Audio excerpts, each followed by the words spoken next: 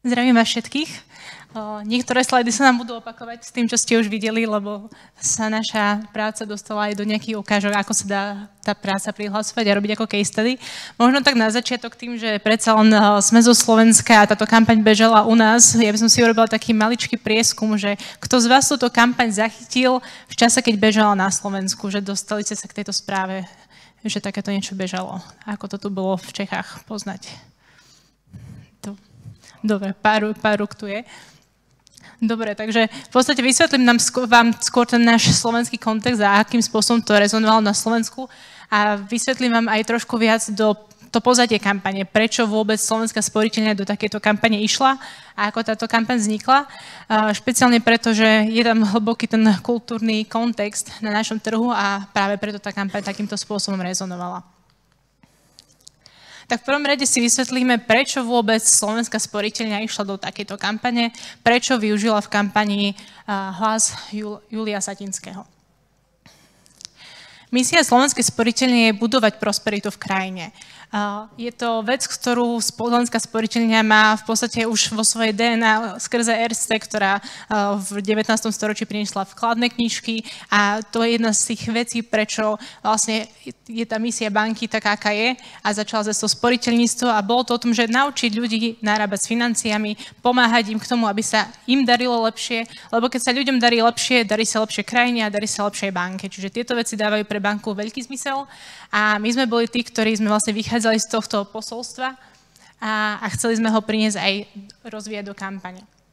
Čo predchádzalo kampani s Julom Satinským, bol koncept Budúcnosť je vaša, ktorý sme priniesli práve v čase krízy, kedy Slovenská sporiteľňa ako líderská značka jednoducho chcela reagovať na tú krízu spoločnosti, na to, že Slováci sa stali jedným z najdepresívnejších národov a jednoducho tá skepsa, kríza v spoločnosti spôsobila, že ľudia nevideli nejakú nádej a nejaký optimizmus do budúcnosti a práve vtedy sme priniesli my koncept Budúcnosť je vaša. Negatívne spoločenské udalosti, neistá politická situácia a nekončiaca COVID-pandémia. To všetko spôsobilo, že ako krajina sme sa na jar 2021 prepadli k najväčším pesimistom v Európe.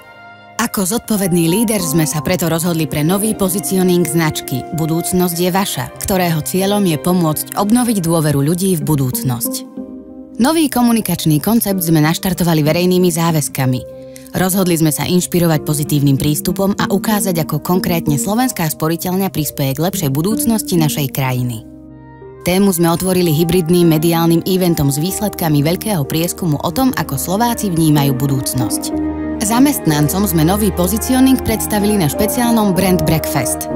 Kampaňový storytelling sme spustili v televízii a v digitále na netradičných 90-sekundových formátoch.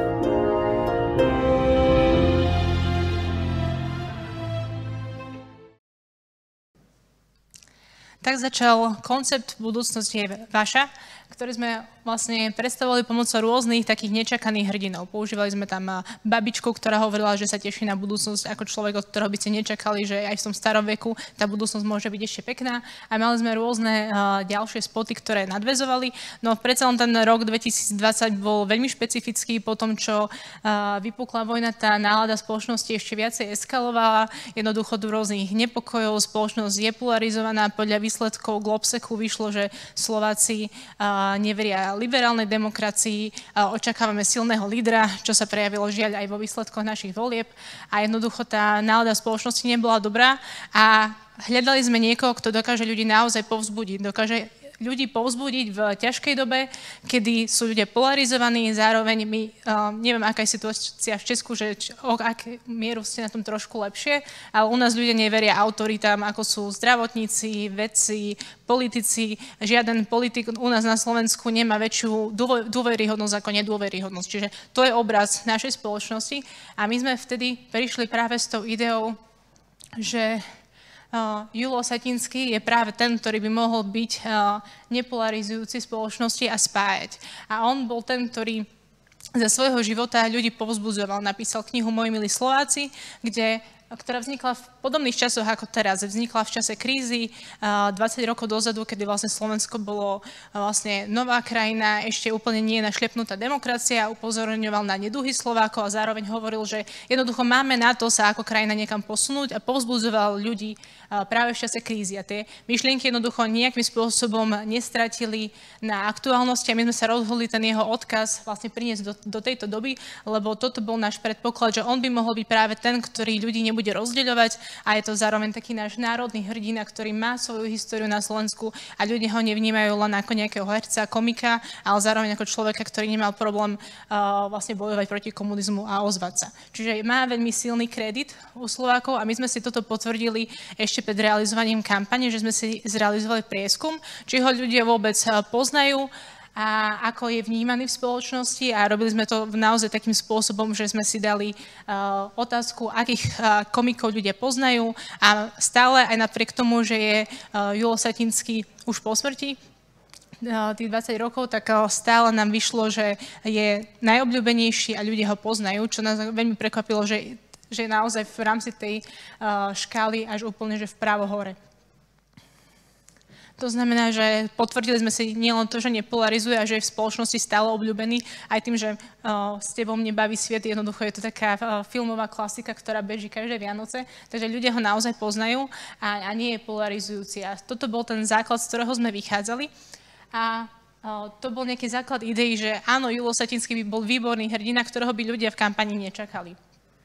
A tak nám napadlo, že OK, tak trošku nám preskakujú slajdy, ale tak poďme využiť to, že máme úžasného hrdinu a môžeme ho vďaka novým technológiám priniesť. Môžeme využiť to, že existuje už neurónová sieť, ktorá boli rôzne kampane v zahraničí, kde nejakého človeka, herca, celebritu pomocou neurónovej siete oživili.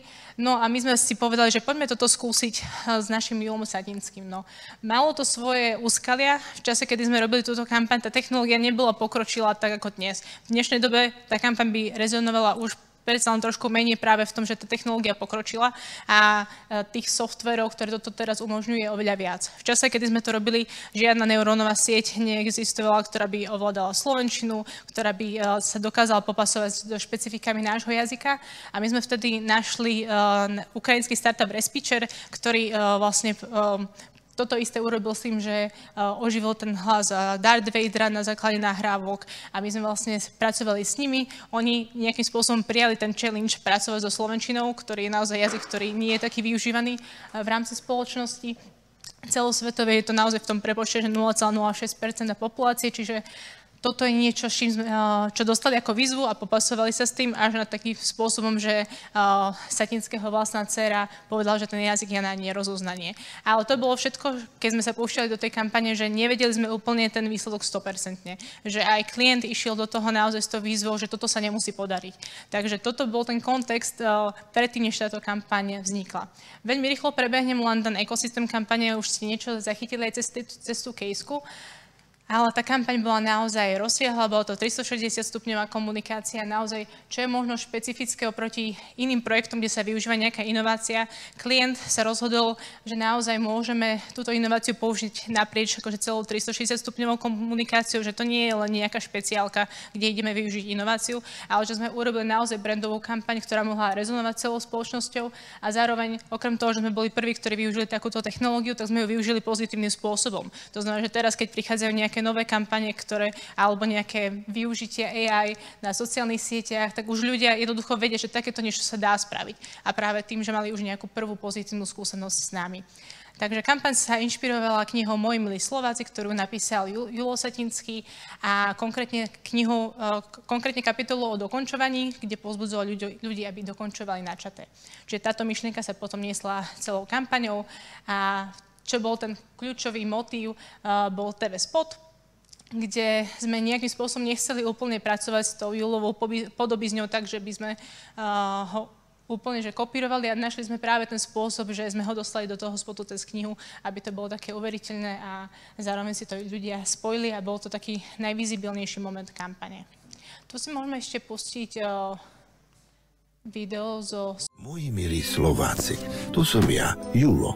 Vrátil som sa, aby som vás povzbudil pri dokončovaní.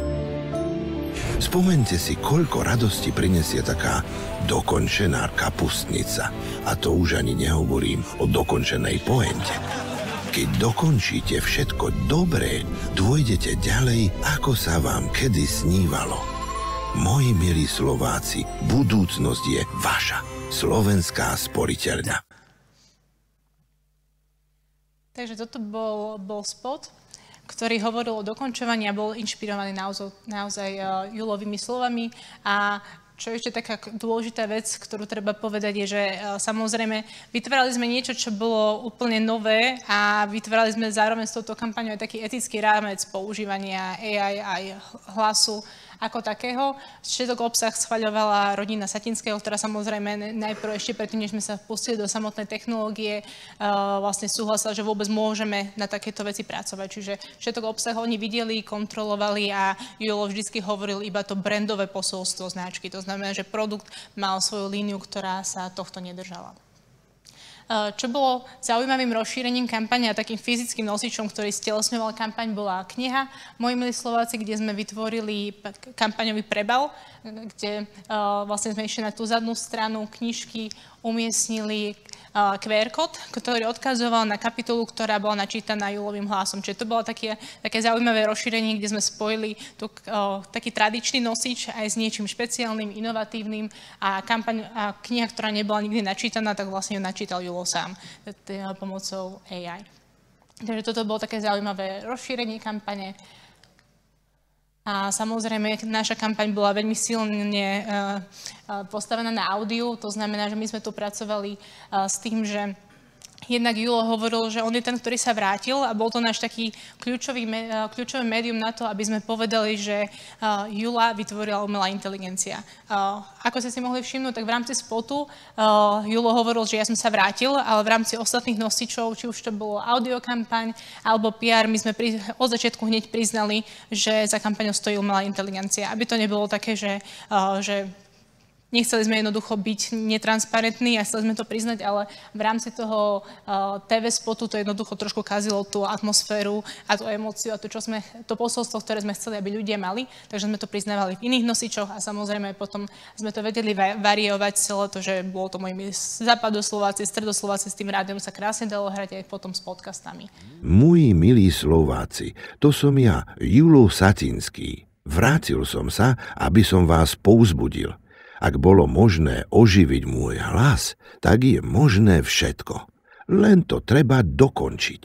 Rodáci, neklopte zrak a hlavu hore. Keď dokončíte všetko dobré, dôjdete ďalej, ako sa vám kedy snívalo.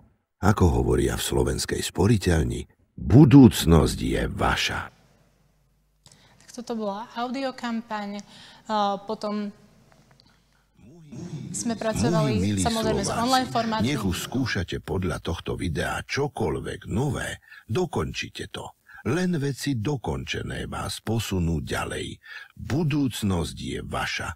Slovenská sporiteľňa. Tým, že sme mali hlas, tak sme sa veľmi vedeli krásne hrať s tým, že prispôsobovať ten obsah jednotlivým kanálom, médiám. Toto tu boli videá, ktoré bežali špeciálne targetované pri YouTubeových kanáloch, kde sa ľudia chceli naučiť niečo. To znamená, že všetky tie how-to videá, tam sme mali špeciálne reklamy, ktoré hovorili o tom, že OK, nielen to začnite, ale to aj dokončite a pracujte s tým.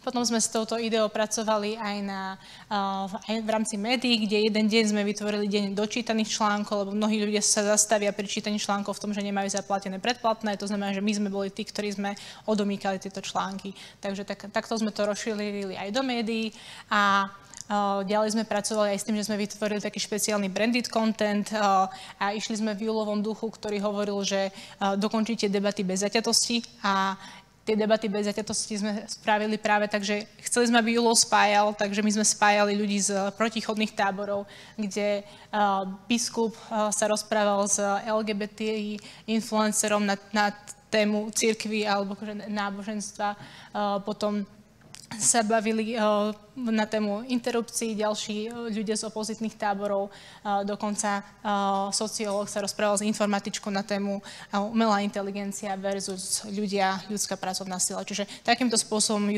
tá Julová myšlienka aj spájala ľudí z rôznych táborov. No ale teraz možno tá vec, kvôli ktorej sme na Zlatom štedníku mali úspech, tak čo bolo na tejto kampani možno zaujímavé pre PR? To, akým spôsobom to my vnímame, tak určite je to o tom, že je to o tej inovácii, je to o tej jedinečnosti, to, čo spomínala už aj Míša, že my sme v rámci tejto kampane mali naozaj technológiu, ktorá nebola použitá na našom trhu, zároveň bola prvýkrát použitá v rámci kampane a takýmto spôsobom určite minimálne v strednej Európe. To znamená, že už len tá samotná technológia a spôsob výroby kampane bol zaujímavý a presiahol jednak aj tie hranice reklamy. Druhý určite bod, ktorý bol dôležitý, je, že tá technológia bola spojená práve s tou človečinou, že to nebolo nejaký robot, niekto, kto sa vám prihovára, že AI je tu a teraz ju poďte používať, ale že tá AI priniesla veľmi ľudský odkaz a prehováral na tej ľudskej úrovni a vrátili sme ľuďom niekoho, koho milovali a ešte takýmto spôsobom mohol viac rezonovať v tom vianočnom čase, čiže toto sú za nás také dva kľúčové asety, prečo tá kampaň fungovala.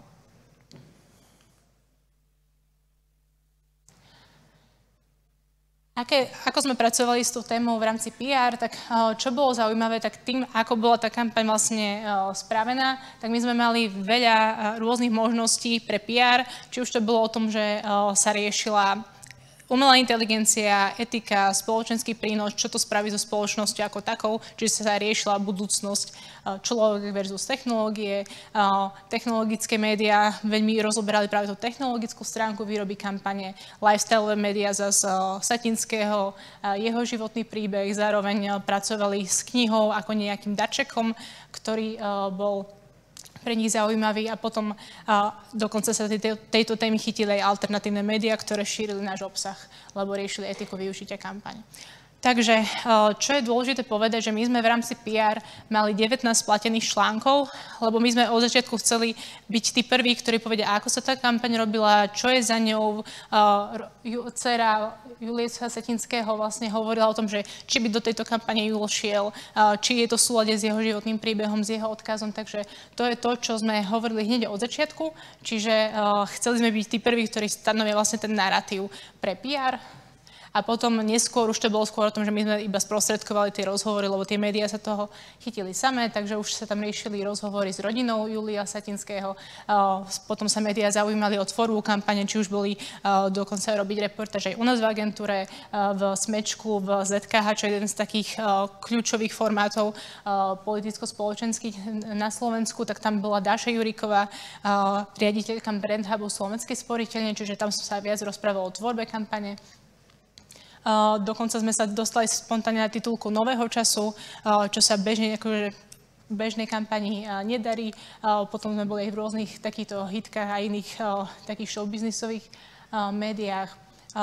Dostali sme sa dokonca medzi konšpiratívne médiá, kde konšpiratívne médiá upozorňovali, že vznikol deepfake. Takže bolo to veľmi zaujímavé, že vlastne jazyk, ktorý používajú oni, použili oni nejakým spôsobom na nás, čiže trošičku sme tam riešili aj to krízové PR. A samozrejme tá technológia bola tá, ktorá sa šírila potom v rámci nejakých technologických médií.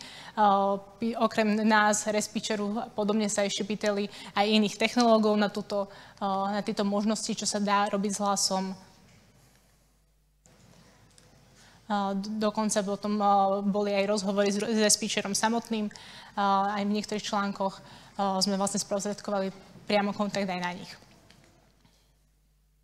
Samozrejme, ďalší stream bola kniha samotná, keďže bol to veľmi výrazný nosič v kampani, takže tá sa dostala do súťaží, bola odporúčaná ako vianočný darček a bolo to také vyslovene živé zosobnenie našej kampane. Takže čo je dôležité povedať o týchto o tejto kampani a o jej výsledkoch, je, že naozaj táto kampaň priniesla spontánne PR v hodnote 250 000, bolo to 115 neplatených mediálnych výstupov, ktoré mali 9,5 milióna videní. Čiže naozaj to PR, ktoré samozrejme naštartovali sme ho, aby sme stanovili ten narratív na začiatku, ale potom už to organické PR, ktoré okolo toho vzniklo, bolo naozaj obrovské. A určite to poznáte, že keď máte veľkú značku, tak len tak nejaký mediálny priestor vám niekto nedaruje. Takže v tomto to bolo naozaj výnimočné.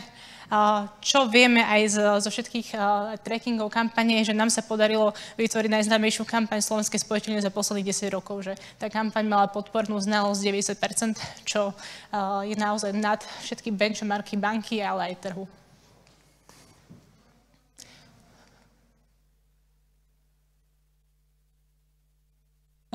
Samotná knižka sa dostala do top 10 najpredávanejších kníh a medzi odporúčané knihy, či už v Martinuse alebo iných médiách. A limitka, ktorú sme vydali, sa vypredala úplne. To bolo 1000 kusov a dokonca sa tých knížiek predalo ešte viac. A možno taký ten sumár, že prečo si myslíme, že tá kampaň naozaj v rámci PR zafungovala. Samozrejme, tá kľúčová vec je kreatívna idea. PR sa dá nejakým spôsobom riešiť cez vzťahy, niektoré veci sa dajú nakúpiť, ale to, čo dokáže spraviť silná idea, je predsa len viac. V našom prípade to bol prekvapivý hrdina, bola to tá technológia, ktorá bola inovatívna, ktorú nikto ešte na našom trhu predtým nepoužil, ani v Strednej Európe, na takýto účel. A zároveň, čo si myslíme, že ten význam reklamy presiahol istým spôsobom aj to, čo robí reklama samotná, lebo pri našej kampani sa riešila vôbec etika využitia týchto technológií, či už v reklame, či už na iné účely. To znamená, že my sme boli tí prví, ktorí sme riešili nejaký etický štandard, čo by mala kampaň robiť a stanovili sme veci, ktoré presahovali ďaleko to, čo rieši v súčasnej dobe nejaký etický kódex alebo čo rieši nejaký zákonník pre reklamu a podobne. A samozrejme to, že tá kampaň mala aj nejaký fyzický prvok, veľmi dobre fungovalo, lebo to celú kampaň prepojilo a dostalo opäť do ďalších médií. Takže možno také naše firemné heslo, že buďte odvážni, tak myslím si, že toto je práve tá vec, ktorá vznikne nielen pre odvahu agentúry, ale hlavne odvahu klienta a v tomto prípade Slovenské spojiteľne, kde išli do toho rizika, že sa to nemusí podariť, ale verili tomu a aj vďaka ním to má tento úžasný rozmer. Ďakujeme.